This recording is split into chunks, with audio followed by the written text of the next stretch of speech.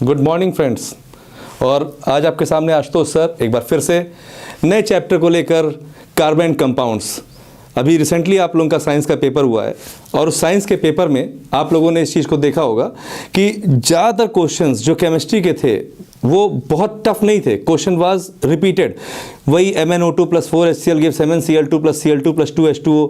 और ऐसे ही हमने देखे पेपर में displacement reaction, double displacement reaction. Most of the questions are very easy, बहुत इजी क्वेश्चंस थे। हाँ, फिजिक्स में कुछ बच्चे जरूर परेशान हुए बिकॉज ऑफ द न्यूमेरिकल्स की वजह से कुछ बच्चे फिजिक्स में परेशान हो गए। बायो क्वेश्चंस भी कंपैरेटिवली इजी थे। और जैसा कि हम जान पा रहे हैं कि 0.8 मार्क्स का 1 क्वेश्चन था, तो ऐसे में बहुत से बच्चे ऐसे हैं जो 30 से लेकर 35 के बीच में प्रेजेंट हैं। ठीक है, मतलब उसके बीच में उनके मार्क्स आ रहे हैं। चलो कोई बात नहीं, ये था हमारा टर्म 1। जो जैसा भी हुआ आप लोगों ने देखा, कई लोगों के मार्क्स जैसा एक्सपेक्ट कर रहे थे उससे कम हो गए, कई लोग जैसा सोच रहे थे उसी के अकॉर्डिंग ही मार्क्स आए हैं। लेकिन अब हम लोग जा रहे हैं नए टर्म की तरफ, टर्म 2, जो सब्जेक्टिव भी होगा। ठीक है, और इसमें एक बहुत ही टफ और बहुत ही कॉम्प्लिकेटेड चैप्टर आ रहा है, कार्बन एंड इट्स कंपाउंड्स। अगर इसको हम इतना पढ़ते हैं तो बहुत इजी है, बट अगर हम रियली कार्बन कंपाउंड्स को पढ़ते ही पढ़ते हैं, इसकी जानकारी लेते हैं, तो चैप्टर बहुत ही इंटरेस्टिंग है और बहुत ही मज़ा आने वाला है आपको। मैं चैलेंज कर रहा हूँ आपको यहाँ पर कि कार्बन कंपाउंड्स मैं आपको इस तरीके से बताऊँगा कि आपको बहुत ही मज़ा आएगा। खासतौर से इसकी IUPAC नेमिंग आपको बहुत इंटरेस्टिंग लगेगी। इसके बाद हमारा नया चैप्टर आएगा पीरियोडिक क्लासिफिकेशन ऑफ एलिमेंट्स। ये लगातार वीडियोस हमारे आने जा रहे हैं, कार्बन कंपाउंड्स और पीरियोडिक क्लासिफिकेशन ऑफ एलिमेंट्स। इसके पहले हम लोगों ने केमिकल रिएक्शन और इक्वेशन के बाद में रोक दिया था, इसलिए क्योंकि एग्जाम्स आ गए थे तो बच्चों ने कहा कि सर अब उसका कोई मतलब नहीं है और आप टर्म 2 के लिए स्टार्ट करिए। तो we are going to start for the term 2 right from today, from this lecture only. ठीक है, तो सबसे पहले हम लोग देखने जा रहे हैं कार्बन कंपाउंड्स और उसकी शुरुआत करते हैं कार्बन से। This is our carbon. ठीक, आप लोगों को मालूम होगा कि कार्बन जो है ये 14th ग्रुप का एलिमेंट है। This is the element of 14th group. ठीक है, 14th ग्रुप का मतलब सर आप क्या कह रहे हैं? हाँ ठीक, देखो होता क्या है, पहले इस धरती पर बहुत सारे एलिमेंट्स थे। ठीक है, उन एलिमेंट्स की स्टडी करना थोड़ा सा हमारे लिए मुश्किल हो रहा था। डे बाय डे एलिमेंट्स बढ़ते गए और आज हमारे पास 118 एलिमेंट्स हैं। Today 118 elements were known. ठीक है, और जो ये 118 एलिमेंट्स हैं, इनको पढ़ने के लिए इन्हें एक पार्टिकुलर सीरीज में या ग्रुप में रखना बहुत ज़रूरी था और उसी के लिए पीरियोडिक टेबल आई। क्या आई? Periodic table. तो जो पीरियोडिक टेबल है, इसके पीछे की जो हिस्ट्री है और जो सारी चीज़ें हैं, वो तो आपको मैं पीरियोडिक क्लासिफिकेशन ऑफ एलिमेंट्स में बताऊंगा ही बताऊंगा। लेकिन सबसे पहले हम लोग देख रहे हैं कार्बन कंपाउंड में कार्बन के बारे में। ठीक है, तो सबसे पहले हम जिस ब्रांच ऑफ केमिस्ट्री को पढ़ने जा रहे हैं इसे बोलते हैं organic chemistry. Actually chemistry is divided into 3 categories, physical chemistry, inorganic chemistry and organic chemistry. And this is your organic chemistry. ये ऑर्गेनिक केमिस्ट्री है। इस ऑर्गेनिक केमिस्ट्री को हम लोग कार्बोनिक केमिस्ट्री भी कहते हैं, because this is the chemistry of hydrocarbons, क्योंकि ये हाइड्रोकार्बन्स की केमिस्ट्री है। तो ऐसे में कार्बन के बारे में जानना ये तो बहुत ही जरूरी है कि कार्बन क्या होता है। तो कार्बन, सबसे पहले information, the atomic number of carbon is 6। जो एटॉमिक नंबर कार्बन का है वो 6 है। एटॉमिक मास, जो एटॉमिक मास है कार्बन का, दैट इज 12। ठीक, फिर कार्बन कहां पाया जाता है? तो 0.02% of carbon is present as minerals. ये मिनरल्स के फॉर्म में पाया जाता है in the form of carbonates and bicarbonates. in the form of carbonates and bicarbonates। आप लोगों ने एसिड बेस एंड सॉल्ट में पढ़ा होगा ना कि जो हमारे सॉल्ट होते हैं, सोडियम सॉल्ट्स होते हैं, उसमें sodium carbonate that is Na2CO3, sodium bicarbonate that is NaHCO3। तो मैं उसी कार्बोनेट्स और बाइकार्बोनेट्स की बात कर रहा हूँ जिस फॉर्म में कार्बन पाया था। And this 0.02%। अगर आप टेक्स्ट बुक देखोगे NCERT के तो फर्स्ट पेज में 4th पैराग्राफ में यू विल फाइंड दिस। ठीक है, then 0.03% of carbon is in the form of carbon dioxide. ये कार्बन डाइऑक्साइड के फॉर्म में है इन द एटमॉस्फेयर। तो हम लोग जो कार्बन के बारे में पढ़ रहे हैं, इसी से हमको सारी इंफॉर्मेशन मिलने जा रही है। And this very important thing, ये बहुत इंपॉर्टेंट थिंग है जो हम लोग को नोट करने लायक है। क्या? कि कार्बन का एटॉमिक नंबर 6 है, एटॉमिक मास 12 है, 0.02% of carbon is present as minerals in the form of carbonates and bicarbonates, 0.03% of carbon is in the form of carbon dioxide in the air और atmosphere. ठीक, फिर isotopes, carbon के कितने isotopes हैं, ठीक है, तो C612, C614, these are the two major isotopes of carbon, ठीक है। Isotopes are generally those elements which are having same atomic number but different atomic masses. Isotopes वो होते हैं जिनके एटॉमिक नंबर सेम होते हैं पर एटॉमिक मासेस डिफर करते हैं, तो ऐसे में कार्बन के 2 आइसोटोप्स हैं मेनली, वैसे तो एक 13 का भी होता है, ठीक है। इसके बाद हम देखते हैं allotropes. We are talking about the allotropes. Allo का मतलब होता है डिफरेंट और ट्रॉपे का मतलब होता है फॉर्म। एलो का मतलब डिफरेंट और ट्रॉपे का मतलब फॉर्म, यानी कि एक ही एलिमेंट के जब कई सारे फॉर्म्स होते हैं तो उसे हम कहते हैं एलोट्रॉप। जैसे फॉर एग्जांपल हम ऐसे देख पा रहे हैं इस चीज को कि एलो, ये डिफरेंट आ गया वर्ड, और ट्रॉपे का मतलब फॉर्म आ गया, ठीक है। तो कार्बन के मेनली 2 एलोट्रॉप्स होते हैं, मेनली 2 एलोट्रॉप्स आर देयर, जो अभी तक हम लोग जानते थे, एक डायमंड और एक ग्रेफाइट। लेकिन यही 2 एलोट्रॉप्स नहीं है, one more allotrope is introduced right now in front of you and that is fullerene. वो क्या है? फुलरीन। तो diamond, graphite and the third one is fullerene, ठीक। ये 3 एलोट्रॉप्स कार्बन के हैं जो सबसे ज्यादा फेमस हैं, ठीक है। इन्हें हिंदी में कहते हैं अपर रूप। क्या बोलते हैं? अपर रूप। डायमंड का फॉर्मूला भी C है, ग्रेफाइट का फॉर्मूला भी C है, और fullerene basically this is C60। अगर इसमें एक आता है बकमिंस्टर फुलरीन, C60, ठीक है। इसकी डिस्कवरी जिसने की थी उनका नाम था छोटा घुंघराला कौआ। छोटा घुंघराला कौआ। अब आप सोच रहे होगे यार ये क्या है सर, आप बता रहे हो छोटा घुंघराला कौआ। छोटा स्मॉल, तो साइंटिस्ट का नाम था स्मॉली, तो इसलिए मैंने इनको लिख दिया छोटा, ठीक है। घुंघराला, ये साइंटिस्ट थे कर्ल, FC कर्ल, तो उनको हमने कर्ल से बना दिया कर्ली, ठीक है। और कौआ क्रो, क्रो को इंग्लिश में कह दिया क्रोटो, क्रोटो। तो these were the 3 scientist, Smalley, Curl and Kroto, who discovered fullerene, जिन्होंने फुलरीन को डिस्कवर किया था। अभी हम आगे आपको और बताएंगे कि फुलरीन का शेप कैसा होता है, सॉकर बॉल की तरह होता है, जियोडेसिक डोम शेप होता है, और क्या क्या इसके यूजेस हैं, क्या क्या इसके एडवांटेजेस हैं, ठीक है। हम NCERT को फोकस कर रहे हैं और इस तरीके से कि NCERT के साथ साथ आपकी थोड़ी सी कंपटीशन की भी प्रिपरेशन होती रहे। तो हमने अभी जो देखा वो ये पाया कि atomic number of carbon is 6, atomic mass of carbon is 12, 0.02% of the carbon is present in the form of carbonates and bicarbonates, 0.02% of the carbon is present in the form of carbon dioxide in the atmosphere. फिर हमने देखा कि carbon के 2 isotopes हैं mainly, और वो क्या हैं? C612 and 14C6, where 6 is the atomic number, they are same, and 12 and 14 are the atomic masses which are different। तो उसके बाद एलोट्रॉप्स पे आए। एलोट्रॉप्स, जैसा कि मैंने आपको बताया कि allotropes are generally the properties of the elements which are present in different forms, जो अलग अलग फॉर्म में प्रेजेंट हैं। 2 allotropes are mainly known, that is diamond and graphite. One more allotrope is there, that is fullerene. Fullerene is the 3rd allotrope of the carbon, ठीक है। ये अब इसके बाद कार्बन के बारे में जो सबसे इंपॉर्टेंट चीज़ें होती हैं जानने के लिए हमारे, वो ये है कि what is the valency of carbon. What is the valency of carbon? भाई कार्बन की वैलेंसी क्या है? तो carbon do not form C4+ and C4-। ना तो कार्बन C4+ बनाता है ना C4- बनाता है।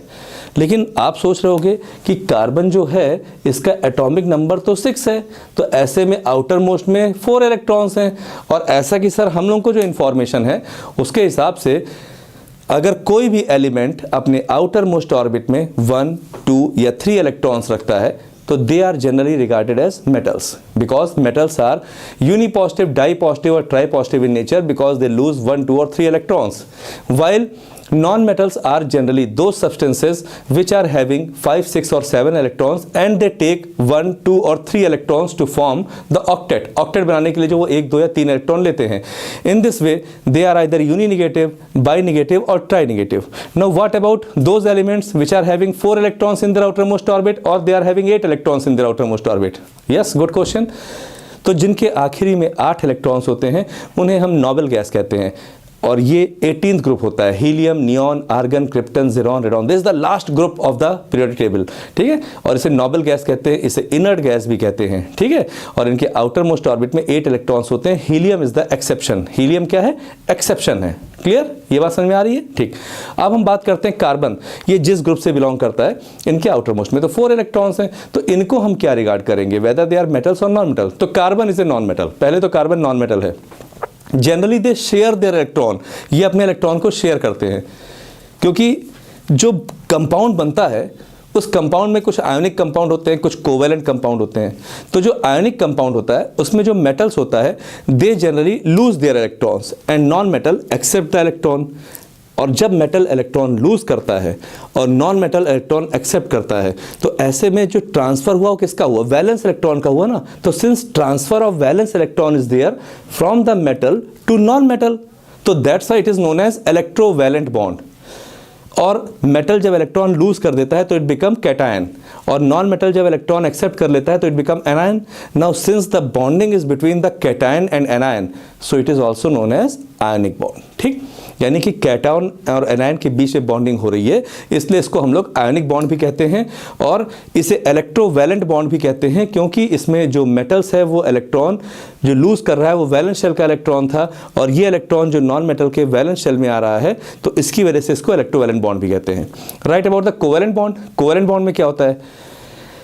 Generally it is form between the two non metals. ये दो नॉन मेटल्स के बीच में बॉन्डिंग होती है। इसमें क्या होता है कि एक नॉन मेटल के आउटर मोस्ट ऑर्बिट में कुछ इलेक्ट्रॉन्स होते हैं और एक दूसरे, for example we are taking the example of chlorine, तो the atomic number of chlorine is 17। Chlorine का एटॉमिक नंबर कितना है? 17।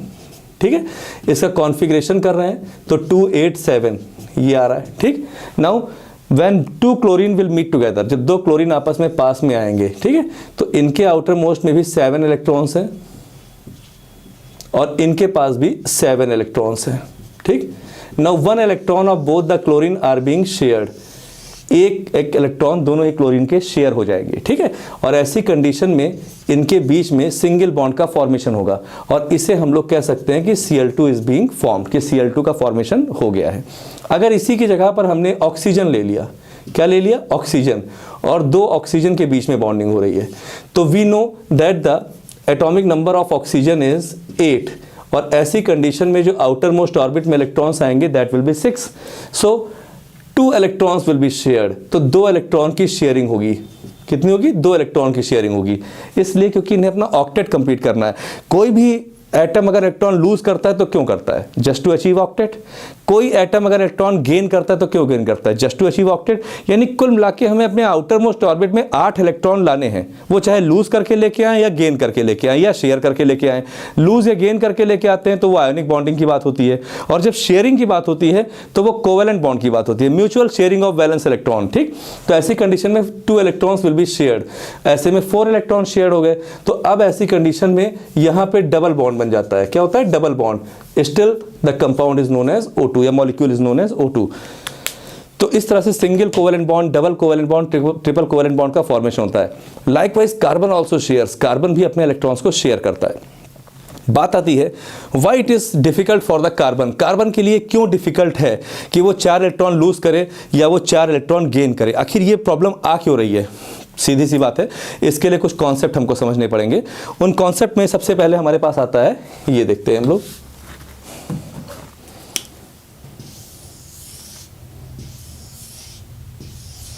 This is your nucleus. ये आप देख पा रहे हैं कि कार्बन का न्यूक्लियस है। ठीक है, ठीक। अब इस कार्बन के न्यूक्लियस में टोटल 6 प्रोटॉन्स कितने अवेलेबल हैं? 6 प्रोटॉन्स, क्योंकि कार्बन का एटॉमिक नंबर है 6। और रही बात ये इलेक्ट्रॉन्स की, जिनको हमने 2 अलग अलग शेल्स में डिस्ट्रीब्यूट कर दिया है, के शेल में और एल शेल में। जो पहला शेल है के शेल, उसमें हमने 2 इलेक्ट्रॉन लगा दिए। जो एल शेल है उसमें हमने 4 इलेक्ट्रॉन्स लगा दिया। ठीक, ओके। आप ऐसे देखिए कि कई बार आपके घर में आपकी मदर ने आप लोगों के लिए खाना बनाया होता है, और आपकी फैमिली में आप हैं, आपकी मदर है, आपके फादर हैं, और आपकी एक छोटी बहन है, या अगर आप बहन है तो आपकी एक छोटा भाई है, मतलब गर्ल है तो आप। तो होता क्या है कि मदर ने सिर्फ 4 लोगों का खाना बनाया है। अब अचानक क्या हुआ कि आप अपने पापा के साथ, दोनों भाई बहन और पापा जाते हो, बाहर खा के चले आते हो, और घर जब पहुँचते हो तो क्या होता है? क्या उस गुस्से का सामना आपके पापा और आप लोग मिलकर कर पाते हो? नहीं कर पाते होगे। क्यों? क्योंकि आपकी मम्मी ने कहा कि हमने किसके लिए बनाया है, इतना मर जर के किसके लिए किया है? तो इतना उन्होंने किया है आप लोगों के लिए, और आप लोग बाहर से खाना खा के आ गए, वो खाना वेस्ट हो जाएगा। अरे एक कोई बाहर खा के आ गया होता तो उसका खाना एडजस्ट हो जाता, लेकिन 3 लोगों का खाना वो कैसे एडजस्ट करे? It is very difficult for that lady who is in the house, and that lady is the nucleus. वो न्यूक्लियस है। तो न्यूक्लियस, और न्यूक्लियस का मतलब प्रोटॉन। वो प्रोटॉन कैसे उसकी मतलब वो बर्दाश्त करे कि उसके तीनों इलेक्ट्रॉन्स बाहर चले गए और कहीं से खाना खाए, तो ये बहुत कम लोगों की हिम्मत होगी कि वो किसी कार्बन एटम के आउटर मोस्ट ऑर्बिट के इलेक्ट्रॉन को निकाल सके। अब रही बात, फिर वही बात हुई सेकंड ऑप्शन, जिसमें मदर ने खाना बनाया, ठीक है, और उन्होंने कितने लोगों के लिए बनाया? एक अपने हस्बैंड के लिए बनाया, खुद के लिए बनाया और आप 2 बच्चों के लिए बनाया। फिर बाहर से आपके पापा 4 गेस्ट को लेकर चले आए और उन्होंने कहा कि सुनो, खाना इन लोगों को भी साथ में खाना है। अब मदर क्या करेंगी?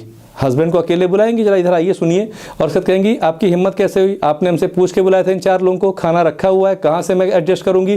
दैट मीन्स द न्यूक्लियस, जो न्यूक्लियस है उसके अंदर इतनी क्षमता नहीं है कि वो 4 इलेक्ट्रॉन्स को एकोमोडेट कर सके। जो ऑलरेडी इलेक्ट्रॉन्स अवेलेबल थे उनको तो एकोमोडेशन पॉसिबल है, पर जो नए 4 आ गए उनको कैसे एकोमोडेट करें? सो जो ये कार्बन है, अंदर जो प्रोटॉन है, ये एक चार्ज स्प्रेड करता है जिसे बोलते हैं न्यूक्लियर चार्ज।